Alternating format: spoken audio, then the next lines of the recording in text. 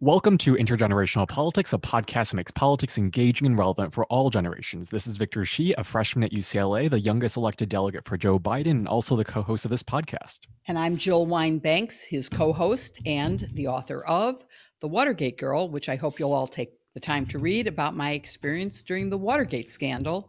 I'm now an MSNBC legal analyst talking about the more current scandals. And I'm also known for my pins. And today, for our very special episode, I've decided on a chaos pin because I think we are in the middle of terrible chaos that hopefully will be ending shortly. For sure. So yesterday, Donald Trump left office and Joe Biden became the 46th president of the United States, something that gave us hope and relief. From the beginning of the Trump administration, we saw abuses of powers, crimes, corruption, and impeachable behavior. He was, in fact, impeached twice, the first president in history with that distinction. Trump began his presidency with a religiously discriminatory ban against predominantly Muslim countries and ended it by inciting an insurrection against the U.S. government, striking at the very core of our governmental institutions and function and democracy itself, and a flurry of unwanted pardons as well. A few days ago, we spoke to Anthony Scaramucci, President Trump's White House communications director, for just 10 days before he was fired. Known as the Mooch, he is now an outspoken critic of Trump. He was more successful on Wall Street than at the White House, starting his career at Goldman Sachs, where he was fired after a year, rehired 2 months later, and left many years later as vice president of wealth management, and then he started his own very successful capital management firm. Scaramucci supported the presidential campaigns of Hillary Clinton and Barack Obama before he turned to support Donald Trump. Although he never practiced law, he does have a JD from Harvard and a BA in finance from Tufts. His books include many terrific ones, and there are commentaries on politics and on Wall Street. He has made himself into a very popular guest on every network and cable channel. We asked him about being lured to the White House and his insights from that time, where he thinks the Republican Party goes from here, what he thinks Trump will do post-presidency, and the challenges facing the Biden administration because of the mess that Trump created and his last-minute impediments that he is now putting in place. Yeah, so thank you so much for being here, Anthony. We are really looking forward to the discussion. Well, first of all, it's a very flattering introduction. I think my mom must have wrote that for Jill, so I want to thank you for reading it exactly the way my mother wrote it. That was very nice. But I just got to set the record straight. I was there for 11 days. Okay, I can prove that. Okay, so you can't jip me out of 9.1% of my federal career because each day is precious. And by the way, on the 11th day, I actually got fired. So that was significant. And so I just point out, if you start on July 21st and you're fired on the 31st, count the days. And of course, I left the White House at about 2:30 in the afternoon. So I think it's like you get the full day on the 31st. But anyway, the interesting thing, Jill, and I think you'd appreciate this, and so would you, Victor, the person that fired me, General John Kelly, that was his first official act as chief of staff. Him and I have become very close personal friends. And we were recently in Iowa together speaking at the Iowa Land Expo. So we've, politics makes strange bedfellows, as both of you know. But I think General Kelly and I have a lot more in common than people would have probably predicted. For sure. I mean, those you two, I mean, at least in the Trump administration, it's been such a long 4 years, but you two are like the early people in the Trump administration, but now you both are, it seems to me, John Kelly as well, you guys are both outspoken now against Trump, and that's been an interesting evolution that we want to get into today. But let's actually begin with your time in presidential politics, because as you said, as Jill said, you first started out supporting Hillary. In 2015, you called Trump a hack politician, which I think proved true, but then you joined the Trump campaign's finance team. So I guess what made you first decide to start supporting Donald Trump? Well, let me take you guys back if you don't mind. So I've been a lifelong Republican. President Obama and I were in law school together. I was class of 89 from Harvard Law School. He was class of 91. And so when he ran for president, a lot of my friends were supporting him. They asked me to meet with him. I had no experience in presidential politics. I did have some experience in local politics. And this is my story in politics very quickly. I'm hired at Goldman. I'm then fired. I move into the private banking area of Goldman. I need to establish a network. And so I don't have a network. My dad was a blue collar laborer, 42 years as a crane operator out here on Long Island. And so I started writing campaign checks. My first check was to Rudolph Giuliani. We can talk about Rudy if you guys want, but I choose to remember him the way he once was. And it was a small check. It was $250. He lost that election in 1989. We became friends. I helped him in 93. He then introduced me to Governor Pataki. And then Rudy being Rudy, he left the Pataki campaign to endorse Mario Cuomo. And so George and I obviously always used to laugh about that. But I had a good relationship with him. And I was doing that for networking purposes. I'm just going to talk to you guys as openly as possible. Yes, I'm a moderate Republican, sort of center right on business, and likely way to the left on social issues. I'm sort of very agnostic about people's lives and their bodies. It's their bodies, it's their lives. I don't think anybody should have any say in that. I often tease my conservative Republican friends, you want a smaller government everywhere, but in my bedroom, you want a larger government in my bedroom. It's just absolutely hypocritical. So that is my garden variety politics. In 2008, Jill is correct. One of my largest clients called me and said, hey, Senator Clinton is running for president. I want you to make a donation. So I did make that donation.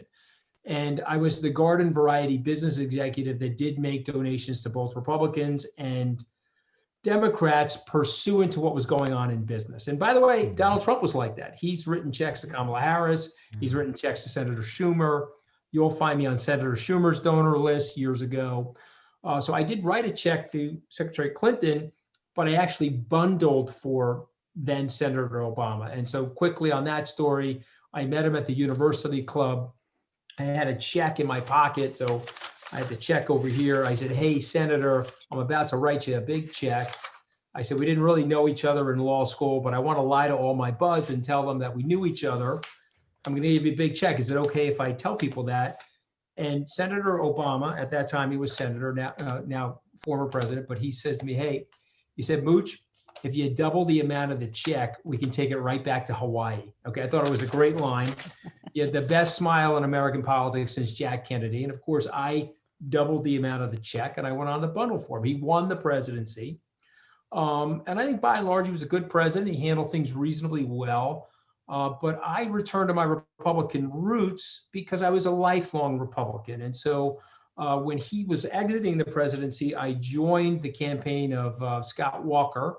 It was unclear to me if Scott was going to make it to the nomination, but I knew that that would help me because I actually thought Jeb Bush was going to make it to the nomination. This is politics. I think you guys appreciate that. Yeah. And I knew if I joined Scott's campaign and he left and I was one of his senior people, it would give me a bigger start with Jeb. And that did happen. And so I sprung right into Jeb's senior finance committee. And then, of course, Jeb lost the South Carolina primary and then bowed out of the race. And then somebody I knew for 20 years, Mr. Trump, called me and insisted I go to work for him. And Jill is correct. I called him a hack politician. I said that he would be president of the Queens County Bullies Association. You could go back and see that tape. And I wrote an op-ed last year, and it was an open letter written to John Bolton, Ambassador Bolton, who is an acquaintance of mine. I can't say that we're friends, but we know each other reasonably well from the television circuit and from Republican politics. My open letter to John Bolton, which was published in the Washington Post, was, hey, John Bolton, welcome to life under the Trump bus. And what I said is we all start out disliking Trump. That would include Lindsey Graham, Kellyanne Conway, Mike Pompeo, Ted Cruz, Marco Rubio. You pick the person. Everybody started out denouncing Donald Trump, Rick Perry. And then what happens is he goes on to win the presidency, or he's ascending to the nomination. And then you're doing what I would call practical conformity. And again, this is wrong, by the way, and I've owned this mistake that I've made. What's practical conformity? Okay, I'm going to hold my nose. I'm going to figure out a way to like Mr. Trump. I'm going to figure out a way to like him and be a team player in Republican Party politics. And then you go to the other side of the arc where you're like, okay, my God, my original supposition about him was correct. and then the disavowal starts. And so my disavowal started about 2 years after I was fired. I felt that my firing was fair, by the way. We don't have to recant the history. I said something very New Yorker-ish to a reporter that I trusted. I thought we were off the record. That's my fault. He ran out and reported it. I thought it was somewhat opportunistic of him, but it was a mistake by me. I own that mistake. And so, Victor, this is really for your generation. Mm. If you make a mistake, be accountable, own the mistake. I never blamed General Kelly for my firing or President Trump. Made a mistake. It was a fireable offense. I got fired. No bitterness. I walked out of the White House. I got rolled in broken glass by the late night comedians, and I got put through the Shawshank Redemption on the other side. I could tell you that story too if you're interested, but here I am on the other side of this now, and I wanted to be loyal to the president. I wanted to be loyal to the Republican Party. But now we're separating women from children at the border. I'm on CNN. I'm sorry, I can't accept that. Now we're disavowing the intelligence agencies that protected us after 9/11, and we're praising Vladimir Putin in Helsinki. Geez, I'm sorry, I can't accept that. Now we're doubling down on the press being the enemy of the people. And if you guys remember, I was a short-lived communications director, but my agreement with President Trump was that we were going to dial down that rhetoric and establish a détente with the press.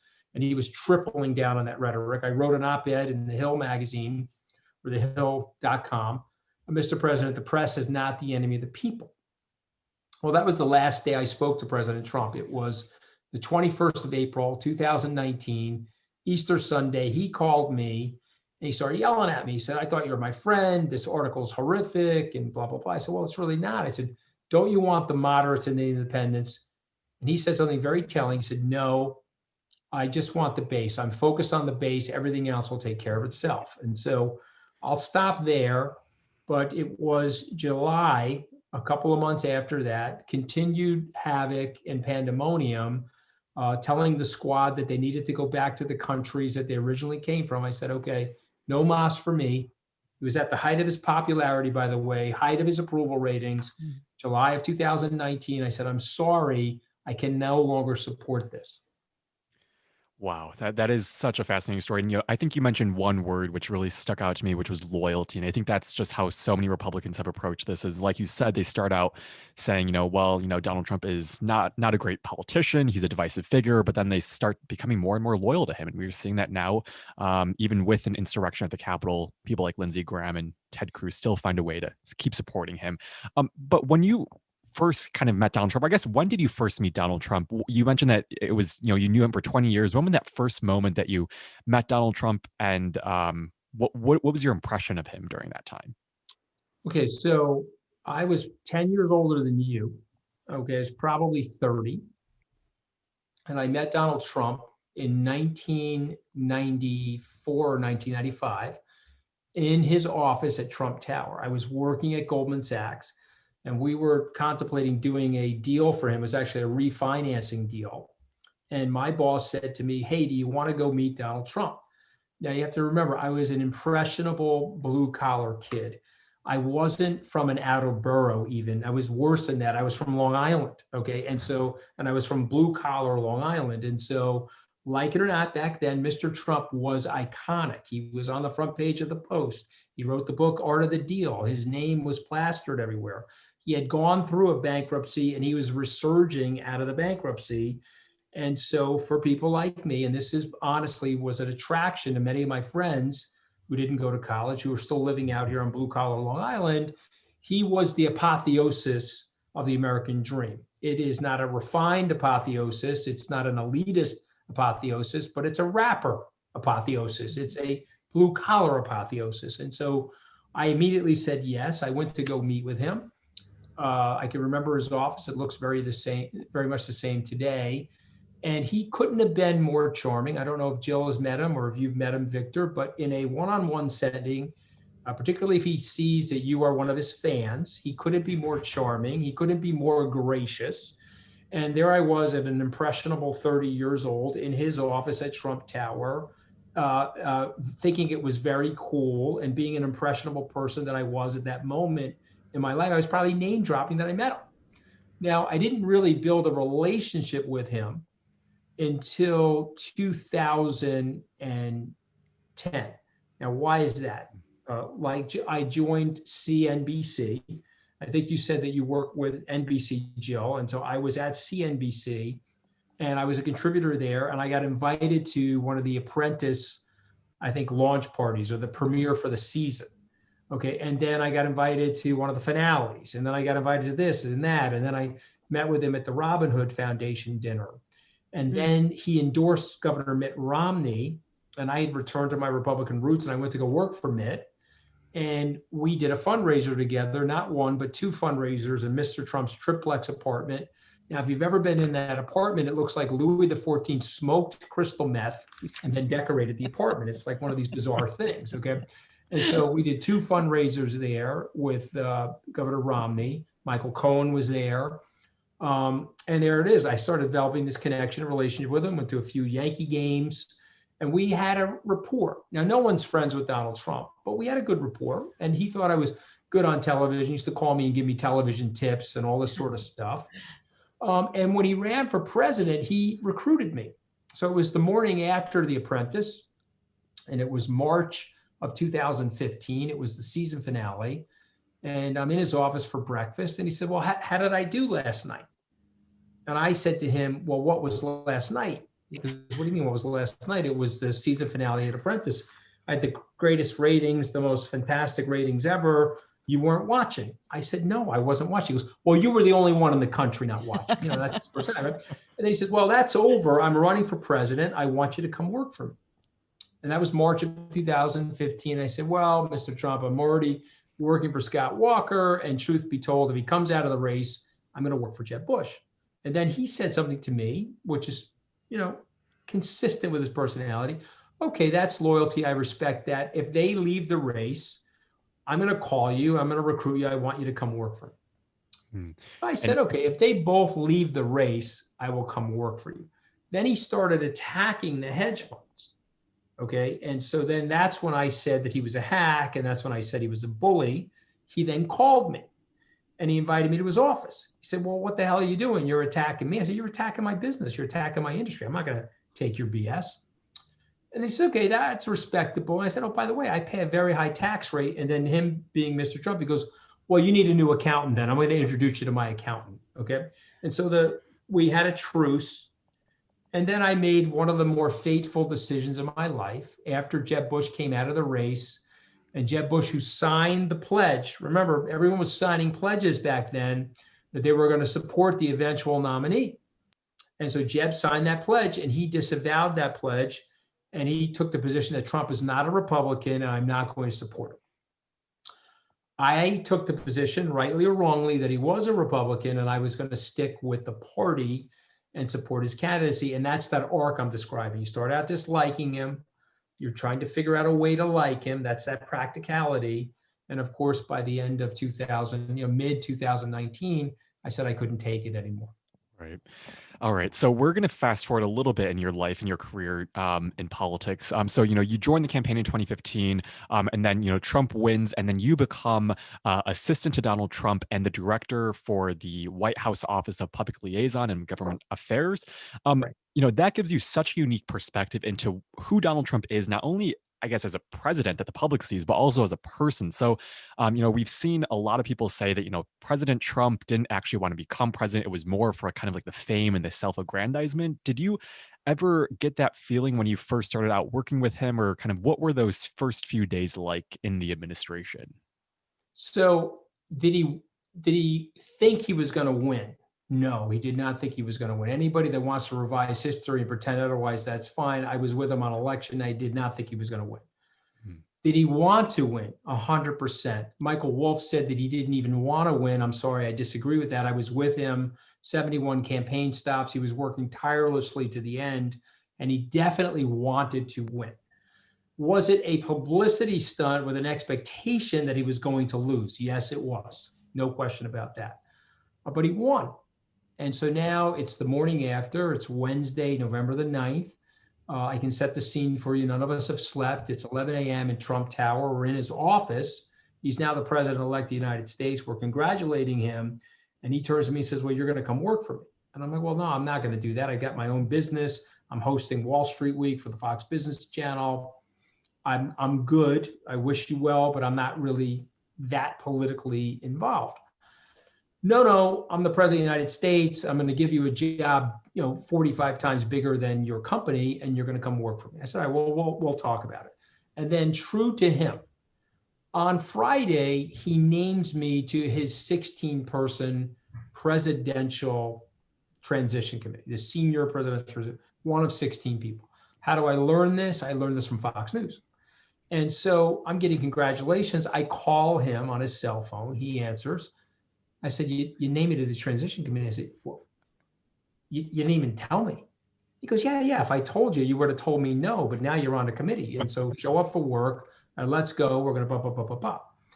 And so now I'm starting to get sucked in, right? There's the trappings of power. There's the seduction of politics. And then there's my own self-narrative, another learning lesson for younger people listening. Don't let your ego affect your decision-making. Don't let your pride affect your decision-making. Because the minute you do that, your emotions are going high and your intelligence is going low, and you start making really stupid decisions. So I went back and told my wife that I'm on the presidential transition committee. She said, well, you told me you were going to work for him. I said, yes, I did. Now, my wife hates him almost as much as Melania. I mean, Melania's probably up here, but I think my wife is right in that next layer, And so she's like, well, I don't want you to work for him. He's a disaster and blah, blah, blah. And I put flaps down over my ears, pride and ego. And so the first job that I was offered was to be the White House liaison. I was offered the OPL position, the public engagement position, as you're mentioning, was called the Office of Public Liaison, which is effectively to be the president's chief networking officer. Now, what I didn't understand, because I didn't read The Watergate Girl at the time, I didn't understand that Washington is totally different from Wall Street. It is not even close, okay? I thought people were ruthless on Wall Street. They are a bunch of babies compared to Washington. I thought that there were tough people on Wall Street, okay?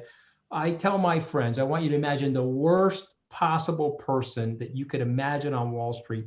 That's the Eagle Scout in Washington. That is the vicar of morality. And so what happened to me is that Steve Bannon and Reince Priebus, for whatever reason, thought I guess I was a competitor of theirs. They did not want me in that administration. So they started an Oppo research file on me. They tried to find some nefarious things about me. They couldn't find anything. And then I made a fateful mistake. What was that? Your family is from China, right? You said that they were from Beijing. I put my company up for sale pursuant to the governmental ethics that I needed to be uninvolved with anything, no violation of the emoluments clause. And so I put my company up for sale. I had Wachtell Lipton handling the merger. I had Morgan Stanley handling the M&A. Greg Fleming, the former president from Morgan Stanley, handling the M&A. And I had a couple of bids. The second highest bid was from a Chinese company. I took that bid, even though it was $12 million less than the high bid, because the Chinese company was going to keep all my employees. I didn't want my employees to be looking for work for me to go work in the administration. And that was a fateful mistake because Steve and Reince seized on that. They wrote this opposition research. I'm a lobbyist for China, Chinese intelligence, all of this nonsense that wasn't true. And so Mr. Trump then called me and said, well, I can't give you that job until this is cleared up. I said, okay, listen, we know each other for a long period of time. These are super, super bad guys. Trust me, you're going to want to get rid of these guys. And when you do, give me a call. I'll come down and take care of it for you. So that was colossal mistake number like 572,000. Again, all tied to pride and ego. Watch your pride, watch your ego. Steve Bannon and Reince Priebus were doing a number on me. And so therefore, I was going to fix their gooses. I was going to do a number on them. Very simplistic thinking, very immature, very shallow, but tied to pride and ego. And so lo and behold, it's mid-July. President calls me. You were right about these two SOBs. Come down. I want to talk to you. I went down there. I met him in the study off the Oval Office. And he said, well, I want you to help me get rid of these guys. I got to rebuild the administration. They're a disaster, blah, blah, blah. Okay, great. He picks up the phone. Are there any West Wing offices open? The White House director of operations said, yeah, you fired Mike Dubke, or Mike Dubke left. The director of communications is open. So he turns to me and says, Anthony, you're going to be the director of communications. I said, I can't be the director of communications. I don't know anything about it. Relax, you'll figure it out as you go, but you'll be here in the West Wing and you help me get rid of these guys. And that's how the thing started. 11 short days later, I made a colossal mistake, got fired, but I also got those guys fired. And as my suicide vest was going off, I was reaching for Bannon. And thankfully, I blew Bannon out the front door into Pennsylvania Avenue because of all the people I've met in my life, he was one of the more dangerous people. He was a megalomaniacal narcissist, white Christian nationalist, a nihilist in many ways, somebody that really wanted to create this havoc that we're now in, somebody that is an insurrectionist, literally. And I'm sure as this thing unfolds, people will recognize that he was probably part of it. And I would say this to both of you, and I'm very proud of this, and you guys can be mad at me for, it's not a humble brag. This is a brag. Okay, I'm giving you a brag, no humble brag. I am thrilled that despite my shortcomings and my failure inside the White House, that I was an accessory to blowing Steve Bannon out of the White House. I just want you to imagine the two of those crazy people working together inside the White House over the last couple of years, how much damage has been caused and how much damage could have been caused as a result of those two people. And so I'll leave it there on that. But that's how I got into the White House, and that was my relationship with Stephen Rice. Mm-hmm. And by the way, I've offered to debate Steve Bannon anywhere, any place, live television, Zoom, on a stage. He can pick the moderator. Now, Jill, let me ask you a question. You think he said yes to that ever? Well, if he had, you would have done it. So I guess the answer is no. The answer is but the bigger question for him now is he going to get a preemptive pardon for his fake building of a wall and using supposedly charitable money in Texas? Okay, so this is being broadcast after the inaugural and after these decisions. So I'm going to go out on a limb and say that he's not. Yeah. I'm going to go out on a limb and say that he's not because he ruffled Trump's feathers. He told people that Trump was his hand puppet and that he was the Svengali of Trump. And even though Trump was using him at the end here to see if he could create havoc and possible insurgency and insurrection, I don't think they're close enough for Trump to give him a pardon. So let's see. You'll be recording. We'll see. We may, we'll know before this is probably broadcast whether, we will know for sure because it'll be after inauguration. But so let's go back to the administration, which started out with the big lie about the inaugural crowd and Sean Spicer, trumpeting this totally fake news. Sean Spicer's suit was larger than the crowd. Okay, just to let you guys know. Okay? I mean, the guy needed a tailor, right? I mean, that was advanced stuff. I'm sorry. So at the time that this was going on, and his was only one of many that followed, when did you actually get to the White House? Well, so I had a blue pass. I had access to the White House because I was named the OPL director. Okay, and so I had a blue pass. I was in the White House the first week or so until I was told that I was no longer going to be the OPL director. So I was there when Sean, I wasn't in the press room at the time. I was actually in the old executive office building at the time that he was making those remarks. And did you see that as a predictor of, this fake news bit that they were going to engage in, or what Kellyanne Conway named? No, unfortunately, I didn't see that at the time. I mean, that vessel cracked for me later.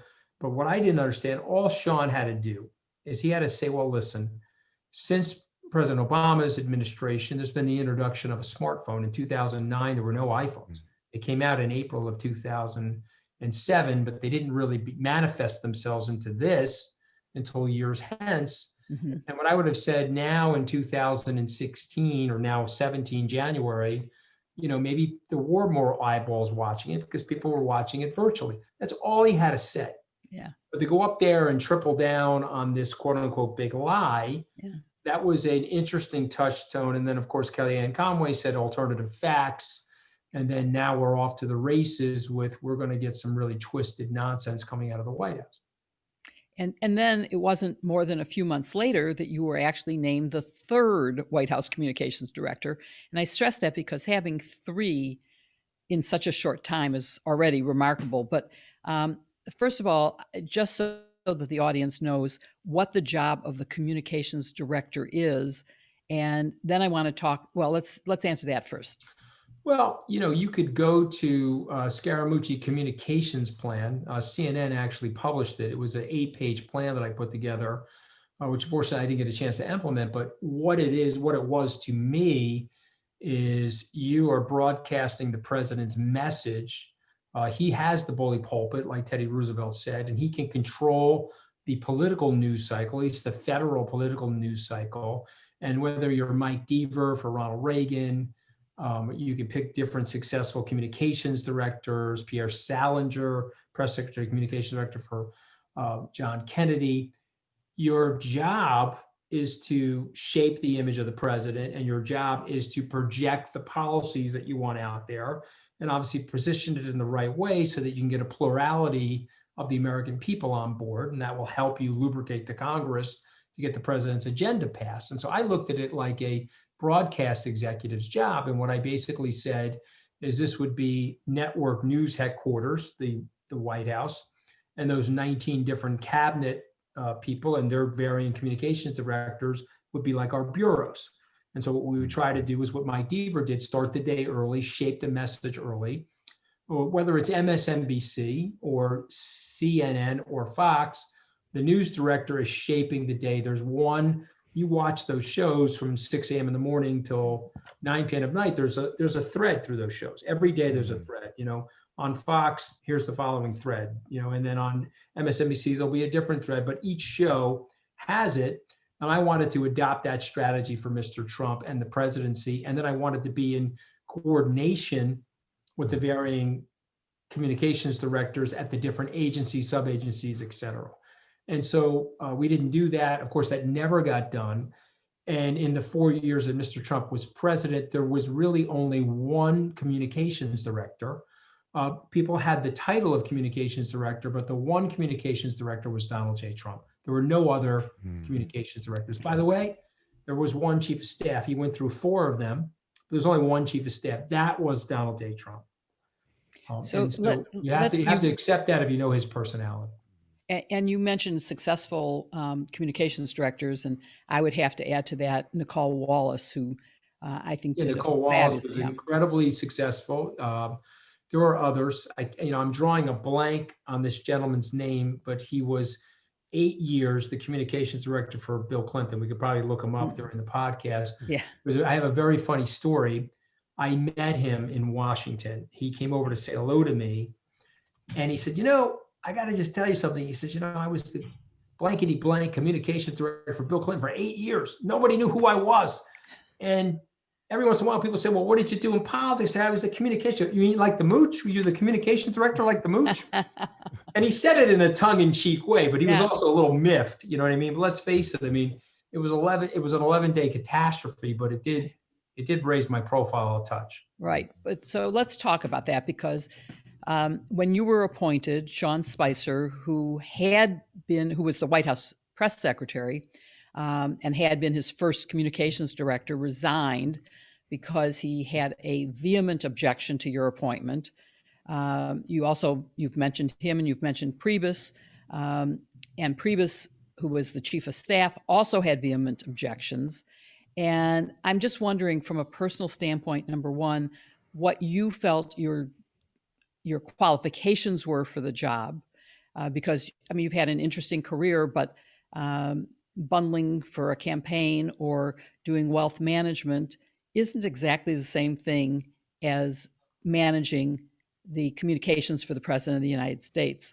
And so I'd like you to answer their vehement objections. Well, I think the only scintilla of qualification I had is that I had run a television show for the Fox News Channel, Fox Business on Wall Street. I was the host of that show, and that wasn't enough. And to be very candid, again, I know this is an intergenerational conversation, but I'm really talking to younger people here.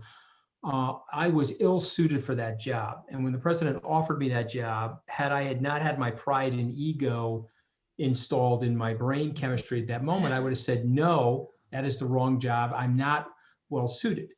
By the way, Jill, I would tell you, though, honestly, I was incredibly well suited for the OPL job because I spent my entire Yes. life networking, my entire life bundling, my entire life connecting people. I had built the SALT conference, which I think you guys must know about or might know about, 2,500 person conference, did it 14 times. So I was a conference organizer, an MC of that conference. And so the OPL job, very well suited for, would have been a good job for me. The director of communications job, very ill-suited, didn't have the experience, didn't have the technical training or the background, should have never taken that job. But I took that job because Priebus and Bannon blocked me from the original job. And I put my pride and my ego where my cognitive thinking, my dispassionate cognitive thinking should have been. And I made a mistake in taking that job. And so it's a really good question. And I want to answer these questions very honestly with an extreme level of authenticity because I want younger people to learn from a very fateful mistake like that. And I appreciate the candor. It can't be easy but how did it feel? I mean, I'm not viewed as being sensitive. I'm viewed as, a powerful, go get it done person. But if that had happened to me, I would have crawled into a hole. I would have been destroyed. And I'm just wondering, there is a difference between men and women.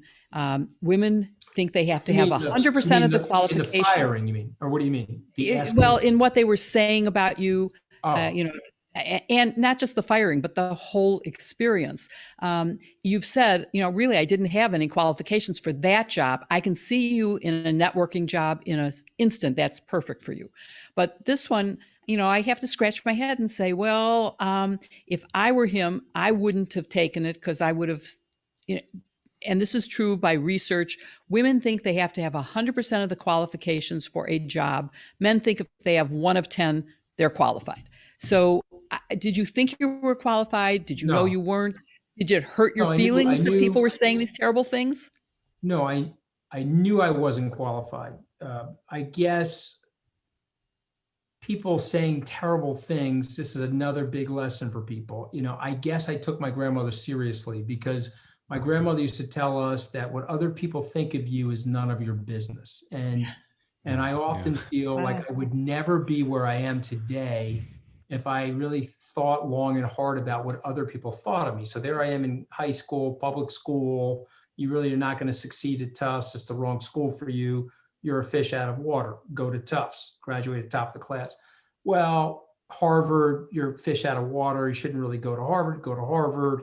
Goldman Sachs, I did have a firing episode there, but that was more related to a structural problem in that area. It wasn't related to my performance necessarily. We were going through a recession, and just think about this. They thought well enough of me that they recommended me for another area, and I got rehired at another area and served them well for 7 years. And at each point in my life, if I had sat back and thought about what people are thinking and or saying about me, I could have never created the career arc that I created. I was 32. I left Goldman. My ex-boss said to me, "You're going to fail at this hedge fund." Well, why is that? Well, you don't have enough experience. You're not qualified. You're going to fail at the hedge fund. And he may have been right. Okay. Because remember, some of your life is providential. Some of it is serendipity. Some of it is luck. But also you have to put yourself out there. You have to risk failure. You have to be able to embrace it when it happens to you. And you have to be able to deal with your fear. Everybody is fearful. Courage is not the lack of fear. Everybody is fearful. But courage is the inspiration that you may be able to get it right. And so what I would say to you, Jill, is I've bounced a few times. I've had setbacks in my life, but it's not what other people think of me that matters to me. It's what I think of myself and what my friends and family think of me. That's important. But what other people think of me doesn't matter. My son, I'm still ready to strangle him. He's 28 now, but he was 25 at the time. He just graduated from Stanford Business School. But when I got fired from the White House, he put a 14-minute compendium of every late night comedian, including 2 impersonators of me. One was a Saturday Night Live impersonator, and one was Mario Cantone, who was on Sex and the City as a comedian. And it was a 14-minute excoriation of me. It was literally like having your skin filleted and rolled in margarita salt. Okay, I was ready to strangle the kid. But you either laugh at that and you go with the punch of that, or you're not capable of that. I am. When Stephen Colbert invited me on his show, I accepted the invitation.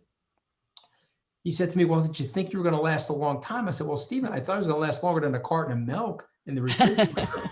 I didn't think I was going to get blown out before the milk went bad. Yeah. I mean, the point is you either own it, Jill, and you roll with it, or you don't, and for me, I couldn't be where I am today in terms of the arc of the American dream that I've experienced, going from my blue collar household and that blue collar neighborhood to Tufts and Harvard and Goldman Sachs and the White House, albeit for 11 days and 16 years now at Skybridge Capital and the SALT conference and all of the television punditry. If I wasn't willing to take risk and wasn't willing to roll with whatever the havoc came from that risk taking. That is great advice for everyone, Victor's generation and mine as well. But let's talk a little bit about, you were one of the first people who worked for Trump who then came out as criticizing him. And so I want to ask you about, why did you decide that you would have the strength to do that? Were you worried that it would hurt your career? And why do you think more people who work in the White House haven't done that? Well, he's very intimidating. He's got, he doesn't have it anymore, but when he was up on Twitter, he had 88 million Twitter followers. His social media presence was 200 million. And so every tweet or every snippet from Mr. Trump, President Trump, was reaching a Super Bowl audience times 2. And so he was also the leader of the free world, and he was in arguably the most powerful position in the world. And so people would say, well, why do I need to pick that fight? Or why do I need to go up against that? Obviously, Republicans are cowering. Only one broke from the Republican Party and looked at the facts of the case and voted to convict him. That was Mitt Romney. Everybody else went in a different direction. I think Mitt will a long time and forever be rewarded for that. But I just want to set the scene for you. I left. I got fired. I've already accepted my accountability for my firing. I want to be loyal. You're in a trap with Mr. Trump because he's always moving the goalposts on you. Are you loyal over here? Yes, I am. Okay, let me say something even more outrageous. Are you loyal now? Yes, I am. Okay, I'm going to say something even more outrageous. Yes, I am. And before you know it, you're Rudy Giuliani. You're off the table. You're in the barrel going over Niagara Falls, and you've lost your moral standing and your moral principles. And so it should have come earlier for me. My liberal friends would say, well, he's the same guy that he was riding down the escalator. He was calling Mexican rapists. And so what changed about him where you disavowed him in 2019? And I will say, well, maybe nothing changed about him. I'll accept their point. But something did change about me. Okay, I had become more psychologically minded. The experience in the White House was very humbling.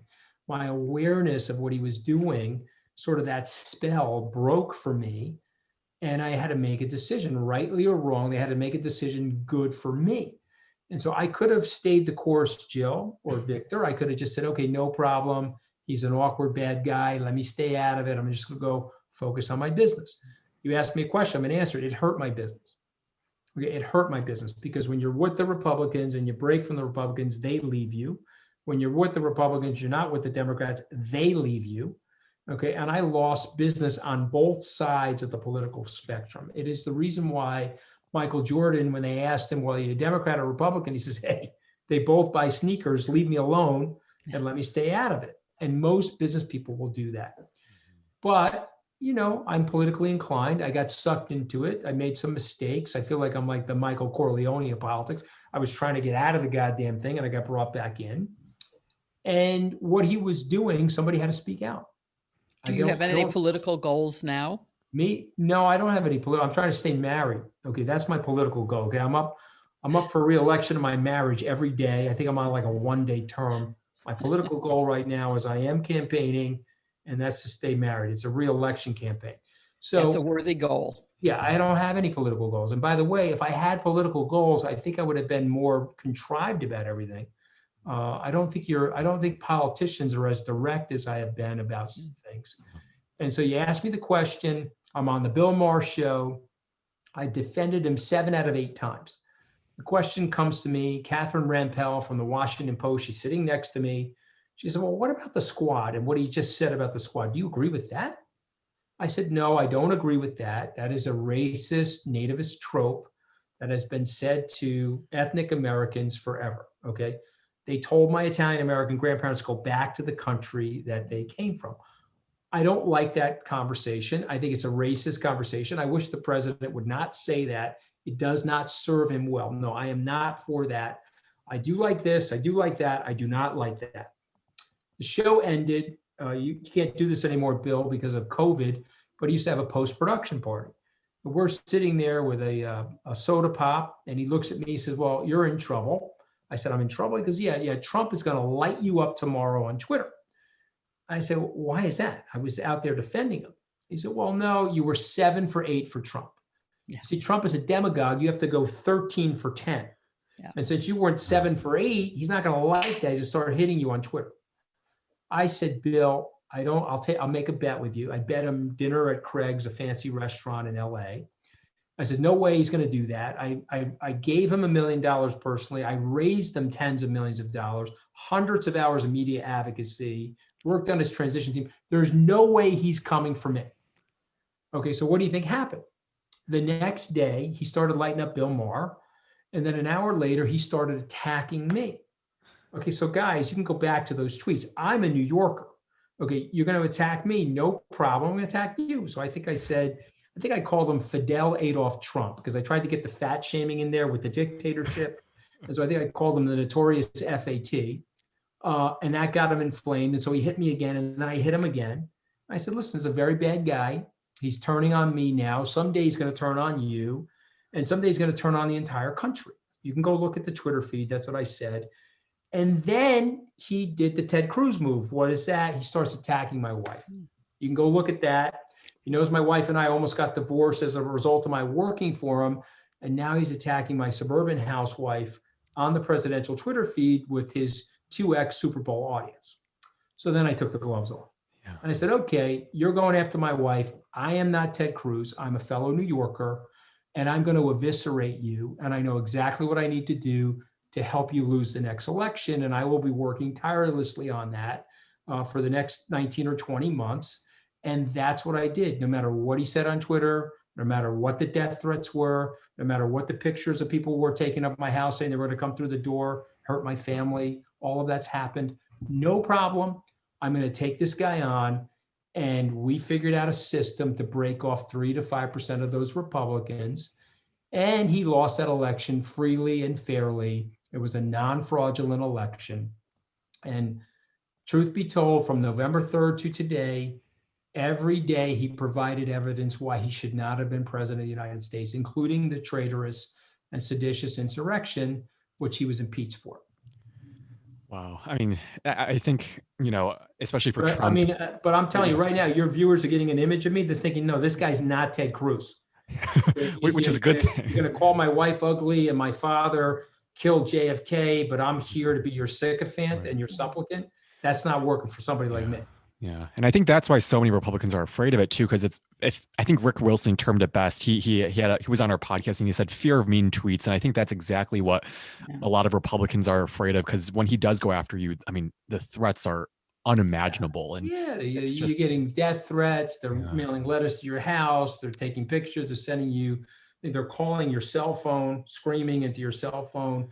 He has created a license for rage and a license for anger that is absolutely and totally unconscionable in our country. He's a despicable human being. He's the most un-American president of our lifetimes for sure, and perhaps in U.S. history. And he's the only American president that I can think of, unless you guys know of one, that did not accept a peaceful transfer of power after the democratic process was concluded. And so he'll go in the pantheon of rogues, tantamount to Jefferson Davis and people like Benedict Arnold. He is one of the most despicable of all political leaders. And I'll tell you this, he's a domestic terrorist, okay? And he is the domestic terrorist of the 21st century. If Timothy McVeigh holds that title in the 20th century, Donald Trump, okay, led an insurrection, disavowed the peaceful transfer of power in the United States. I am very proud. Okay, and I tell my kids, this is another learning lesson for young people. It's okay to get something wrong, but you can't stay wrong.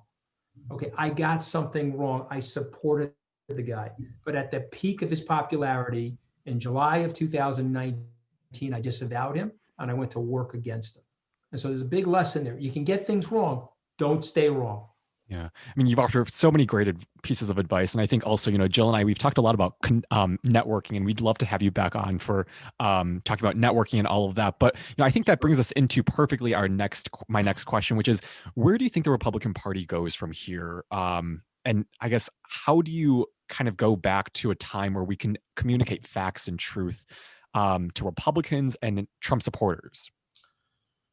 Well, there's no leadership in the Republican Party. And so when you have a vacuum, you end up falling back on things. And so there's a group of people like Hawley and Cruz, two traitors, that think the Republican Party's future is Trumpism, or Mike Pompeo, he thinks the Republican Party's Trumpism. And then there's another group that's just resident and, just floating with the curve. And so without a leader, a real leader would step into the Republican Party and say, okay, what's going on here is completely wrong. We have to restate our principles. We have to reestablish our values. And oh, by the way, if you don't want to be an aging group of white people that buy My Pillows and catheters from Fox News commercial interruptions, we have to open up the party to this wider, colorful mosaic of people. And so, if we don't do that, if the party doesn't do that, it will be a finished party. There'll be a center-right party established that will compete against it. That will liquidate those two parties, and the Democrats will control the card table for the next generation. So hopefully a leader will emerge, a political leader that has common sense and wisdom and can weld the party back together, and factions of the party can trust each other, because I really believe you don't want one party management of the United States. You have to restore the Republican Party. Now, you had Rick on, Steve Schmidt, those guys are out. They hate the party. They think the party is beyond ruin and it could never come back. I don't know. I don't know the answer to that. I'm not a politician. I'm a business person. And what I know about business is things can come back. That may not be the case in politics. I don't know. But I think this thing is broken and it requires real leadership. So let me just ask a few real quick questions. And one of them is, what is your view about holding Trump accountable? There's been arguments that healing of the nation requires that he be let go. And then there's the argument that healing of the nation requires that he be held accountable. Well, where do you fall? Well, I'll answer quickly. He needs to be jailed. He needs to be imprisoned.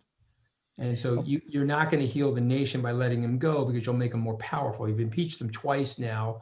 He'll say to people, well, I got impeached by the radical left and I'm your martyr and I'm your savior. He's an insurrectionist. He's a traitor. He's a seditionist, and he's a domestic terrorist. So he needs to be jailed. All the evidence is there. He's got to go to jail. Go ahead. Let's go to the next question. Okay. Next question. You were invited to the farewell ceremony tomorrow. Well, on Wednesday, the inauguration day. Yes. And how did you react to getting that invitation? I laughed. I forwarded it to Don Lemon. He laughed. He said, there's no way. I said, yeah, no way. What do you mean, no way?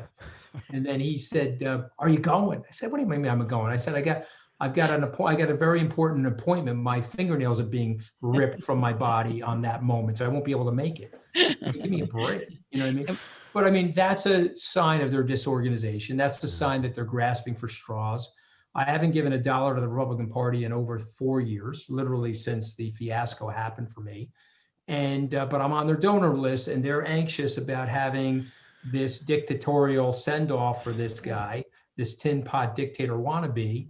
And so they invited everybody. John Kelly wrote to me by text this morning, I got invited. Do you want to go with me? Ha ha. Okay. And I was like, yeah, ha ha. You know what I mean? I said, could you imagine the two of us showing up at something like that? So that's a case study in disorganization. So last question. What do you think Trump will do when he realizes that he is out of office? Well, I got him 50-50 blowing his head off. Okay. And I know that sounds crazy, but I do think that this guy's finished. I think he's going to be indicted. I think he's going to be indicted in the state of New York. He's going to be indicted by the IRS. He's going to be convicted by the Senate. They can't let him go for this atrocity. You've got 10 that will probably move to convict already. You need another 7. I think McConnell's ready for that. He's made statements that he thinks Trump is the inspiration of the insurrection. And I would just say to you guys, in law school, there's a but-for causation. And but for Mr. Trump's personality and his lies about the electoral process, you would have not had that fiasco on the 6th of January. So for those reasons, I think he's going to jail. And so he's got a very binary outcome. He can either leave the country and try to find exile somewhere. He can go to jail, or he can end his life. And I think that those are the permutations for him. Him being a political figure, I have it as 0% possibility. Well, that is a good note to end on. Yeah. And this podcast has covered so much. We've talked about advice for my generation, which I know will be appreciated. We've talked about Trump. We've talked about your career. So we just want to thank you, Anthony, for joining us today. Well, I appreciate the questions. I hope you appreciate my responses. And it was a real honor to be on, guys. Thank you. Thanks so much. Totally loved it. Thank you very much. We'll talk again. Okay. Be well, guys. Thank you. you. Thanks.